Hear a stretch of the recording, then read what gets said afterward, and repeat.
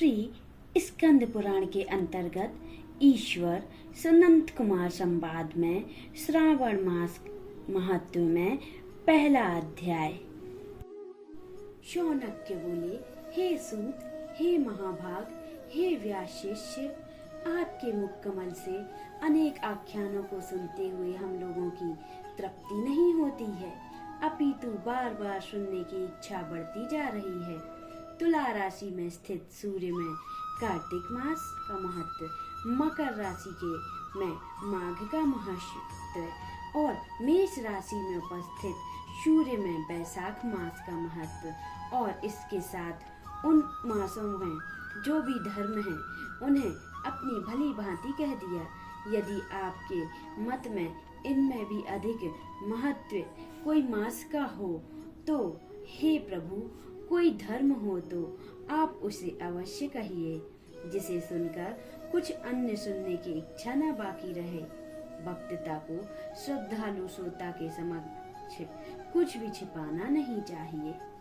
श्री सूत जी बोले, हे मुनियों, आप सभी लोग सुने, मैं आप लोगों को वाक्य गौरव के अत्यंत संतुष्ट करता हूँ। आप लोगों के समक्ष मेरे लिए कुछ भी गोपनीय नहीं है। दंभ रहित होना, आकस्मिकता का परित्याग, उत्तम भक्ति, सुनने की इच्छा, विनम्रता, ब्राह्मणों के प्रति भक्ति परायण, सुशीलता, मन की स्थिरता, पवित्रता, तपस्थता एवं अनसूया, ये श्रोता के 12 गुण बताए गए हैं। ये सभी आप लोगों में विद्यमान हैं। अतः मैं आप लोगों को प्रसन्न होकर उस तत्व का वर्णन करता हूँ। एक समय प्रभावशाली सनत कुमार के धर्म को जानने की इच्छा से परम भक्ति से युक्त होकर विनम्रता पूर्वक ईश्वर भगवान शिव से पूछा। सनत कुमार बोले, योगियों के द्वारा आराधनीय चरण कमल वाले हे देवों के देव, हे महाभाग, हमने आपसे अनेक व्रतों तथा बहुत प्रकार के धर्मों का श्रवण किया, फिर भी हम लोगों के मन में सुनने की अभिलाषा है। 12 मासों में से जो मास सर्वश्रेष्ठ, आपकी अत्यंत प्रिय कराने वाला, सभी कर्मों की सिद्धि को देने वाला हो और अन्य मास में किया गया कर्म यदि इस मास में किया जाए तो क्या वह अनंत फल प्रदान करने वाला हो। हे देव, उस मास को बताने की कृपा कीजिए। साथ ही लोकानुग्रह की कामना से उस मास के सभी धर्मों का भी वर्णन कीजिए। ईश्वर बोले, हे सनत कुमार, मैं अत्यंत गोपनीय भी आपको बताऊंगा। हे सुवर्त, हे विधिवंदन, मैं आपकी श्रेण इच्छा तथा भक्ति से प्रसन्न हूँ। 12 मासों में श्रावण मास मुझे अत्यंत प्रिय है। इसका महत्व सुनने योग्य है, अतः इसे श्रावण मास कहा गया है। इस मास में श्रावण नक्षत्र युक्त पूर्णिमा होती है, इस कारण से इसे श्रावण कहा गया है। इसके महात्म्य के श्रावण मास में यह सिद्धि प्रदान करने वाला होता है, इसीलिए भी यह श्रावण संज्ञा वाला है। निर्मलता गुण के कारण यह आकाश के सुदृढ़ है, इसीलिए नभा कहा गया है।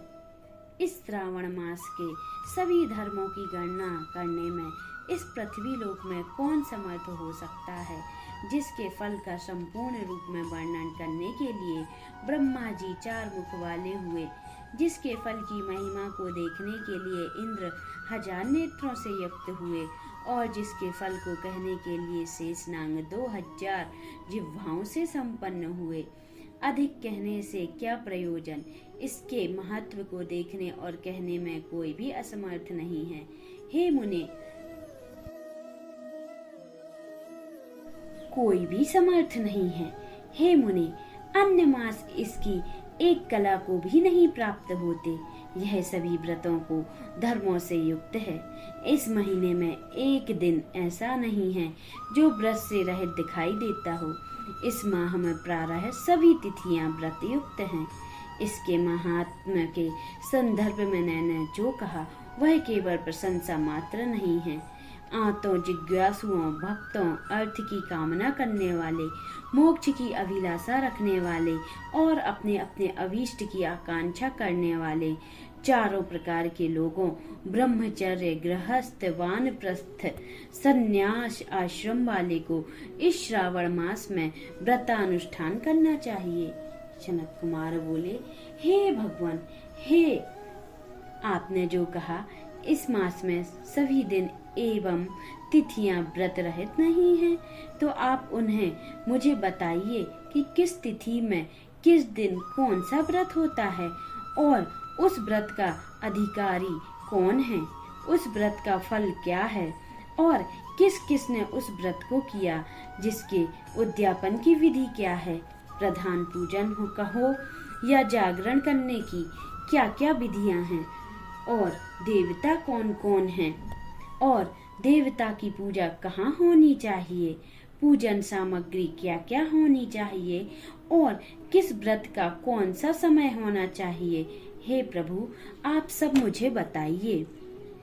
यह मास आपको प्रिय क्यों है, किस कारण यह पवित्र है, इस मास में भगवान का कौन सा अवतार हुआ, यह सभी मासों में श्रेष्ठ कैसे हुआ और इस मास में कौन कौन से धर्म अनुष्ठान के योग्य हैं। हे प्रभु, यह सब बताइए। आपके समक्ष मुझ अज्ञानी का प्रश्न करने में कितना ज्ञान हो सकता है, अतः आप संपूर्ण रूप से बताएं। हे कृपालो, मेरे पूछने के अतिरिक्त भी जो जो शेष रह गया हो उसे भी लोगों के उद्धार के लिए कृपया करके बताइए। रविवार, सोमवार, भोमवार, बुधवार, बृहस्पतिवार, शुक्रवार और शनिवार के दिन जो करना चाहिए, हे विभो, वह सब मुझे बताइए। आप सबके दिन की अभिव्यक्ति पूर्ण हुए हैं, अतः आपको आदिदेव कहा गया है। जैसे एक की विधि बाधा से अन्य की विधि बाधा होती है, वैसे ही अन्य देवताओं के अल्प देवत्व के कारण आपको महादेव माना गया है। तीनों देवताओं के निवास स्थान पीपल वृक्ष में सबसे ऊपर आपकी स्थिति है। कल्याण रूप होने के कारण आप शिव हैं और पाप समूह को हरने के कारण आप हर हैं। आपके आदि होने में आपका शुक्ल वर्ण प्रमाण है, क्योंकि प्रकृति में शुक्ल वर्ण ही प्रधान है, अन्य वर्ण विकृत हैं। आप कपूर के समान गौर वर्ण के हैं, अतः आप आदि देव हैं। गणपति के अधिष्ठान रूप 4 दल वाले मूलाधार नामक चक्र से ब्रह्मा जी के अधिष्ठान रूप 6 दल वाले स्वानिष्ठान नामक चक्र में और विष्णु के अधिष्ठान रूप 10 दल वाले मणिपुर नामक चक्र से भी ऊपर आपके अधिष्ठित होने के कारण आप ब्रह्म और विष्णु के ऊपर स्थित हैं। यह आपकी प्रधानता को व्यक्त करता है। हे देव, एकमात्र आपकी ही पूजा से पंचायतन पूजा हो जाती है, जो दूसरे देवताओं की पूजा से किसी भी तरह संभव नहीं है। आप स्वयं शिव हैं। आपकी बाईं जंघा पर शक्ति रूप दुर्गा, दाहिनी जंघा पर गणपति, आपके नेत्र में सूर्य तथा हृदय में भक्तराज भगवान श्री हरि विराजमान हैं। अन्न के ब्राह्मण रूप होने तथा रास के विष्णु के रूप होने और आपके उसका उपभोक्ता होने के कारण हे ईशान, आपके श्रेष्ठ में किस संदेह हो सकता है। आप सबको विरक्त की दीक्षा देते हुए आप शमशान में तथा पर्वत पर निवास करते हैं। ऐसा महर्षियों ने कहा। हे जगत का संहार करने वाले, हलाहल को गले से किसने धारण किया? महाप्रलय में कालिंदी को अपने मस्तक पर धारण करने में कौन समर्थ था? संसार रूप अंधकूप में पतन के हेतु कामदेव को किसने वश में किया? आप ऐसे हैं कि आपकी महिमा का वर्णन करने में कौन समर्थ है? एक तुच्छ प्राणी मैं करोड़ों जन्मों में भी आपके प्रभाव का वर्णन नहीं कर सकता।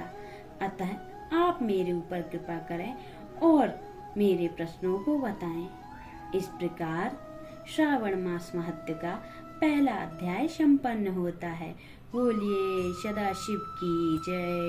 ओम नमः शिवाय, ओम नमः शिवाय, ओम नमः शिवाय।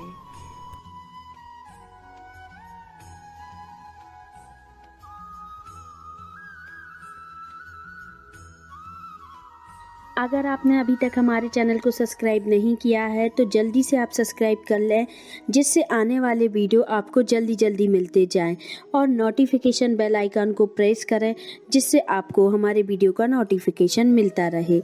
और लाइक और कमेंट करना ना भूलें। आप सभी को नमस्कार।